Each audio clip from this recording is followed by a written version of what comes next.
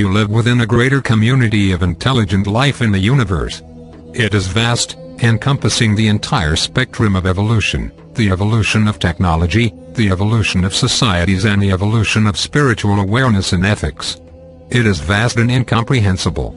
It is the greater environment into which humanity is now emerging.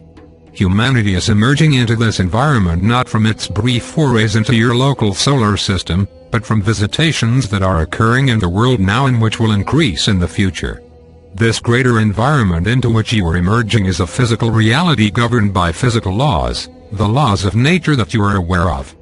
Do not concern yourselves here with the possibilities of other dimensions, for that will not be your need and concern. It is this greater reality in which humanity has always lived and in which your world has always existed that must become your focal point now. Many people have speculated on the possibilities for life in the greater community, what that might be like and how life would evolve into more sophisticated realms and societies. Today, as in the past, people project their hopes and their wishes upon the meaning of life beyond the world, hoping that other races will be more enlightened, more sophisticated and more elevated than the human family has been and is currently. And, of course, there are many fears projected into this larger arena of life, fears of terrible beasts, terrible invading nations, destruction, attack and so forth. But, as always, reality is very different from expectation. The reality into which you will be emerging will be the focus of this series of teachings, a reality that you can understand from your own experience of living in the natural world and from your own experience of living within the evolution of human society. The great difference, of course, is both the complexity and the vastness of this greater community and the fact that it is inhabited by races of beings that are very different from humanity, not only different in form and appearance, but different in intelligence and awareness and different in ethics and values. This will be hard to deal with, and this is where your hopes and fears may arise. But you must recognize that humanity has now reached a point of world development and a threshold where it will be facing great waves of environmental change and difficulty in the world. Here your encounter with intelligent life from the greater community and the reality of the greater community itself will become ever more important and central to your well-being and to the kind of future you will be able to create. There is a very great shift here, a very great shift from a human-centered world to a greater community reality.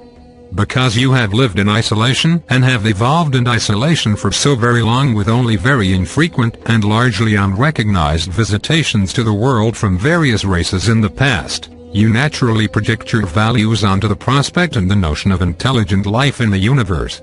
As a result, some people feel or believe fervently that the universe is inhabited by human beings who have evolved beyond conflict and deception, and that the values that you hold here or that you aspire to are universal in nature. The fact that this is not true and that it represents a dangerous set of assumptions and beliefs is something that you must face at the outset. The other difficulty is that you are not preeminent within this greater community, though you have established preeminence within your own world. Within the greater community, you are but a beginner. You are standing at the beginning of your development, unaware and possessing assumptions and beliefs that will not be true. You have great disadvantages and are vulnerable to persuasion and deception from various races, both in the future and from those who are indeed intervening in your world at this time. Your isolation has given you a naivety and has not prepared you for the challenges and the opportunities that the greater community itself will present. There is no one in the world who could teach you about the reality and the spirituality of life in the universe. There is no one who has this awareness or who has this experience.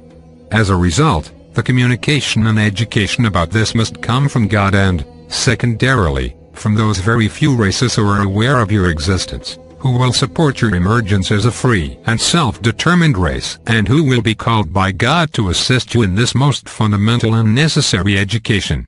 You have allies in the universe, though they are not visiting your world, for humanity is not ready to establish relations with other nations in the universe. Humanity does not have the maturity and is not united, strong enough or discreet enough to engage meaningfully and beneficially with any race in the universe. This is not a time where contact is required. It is a time where preparation for contact is required. And this contact will take a great deal of time. It will take time because an education of this magnitude will not come quickly. Many people will resist it, deny it or avoid it.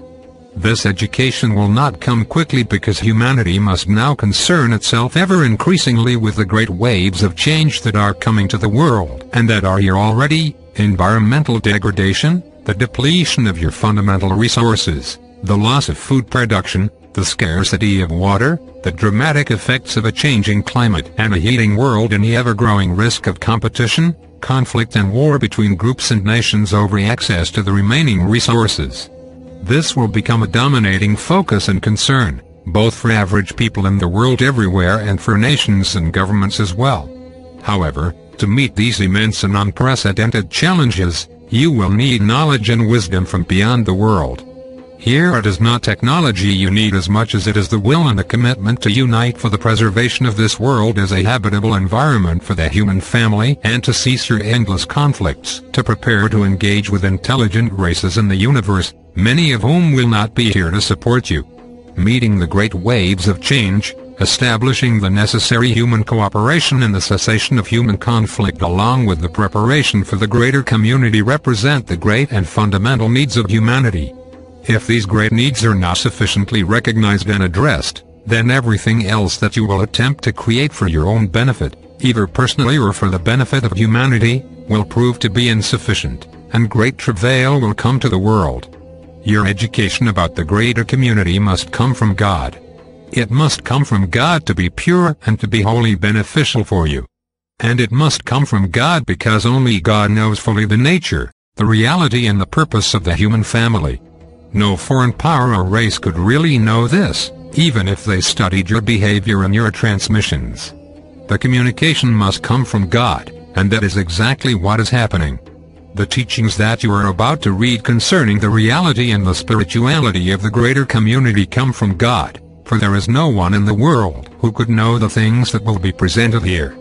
And there is no foreign power in the universe who could communicate what humanity really needs with thoroughness and complete knowledge of human nature, purpose and reality. Except then that God has sent a new message into the world to prepare humanity, both to face the great waves of change that are coming to the world and to prepare for the reality and spirituality of life in the universe and all of its difficulties and hidden opportunities. This is an education that you cannot give yourself. It is an education that you could not receive in any university or center of learning in the world. It is a communication that you must listen to with your heart as well as your mind.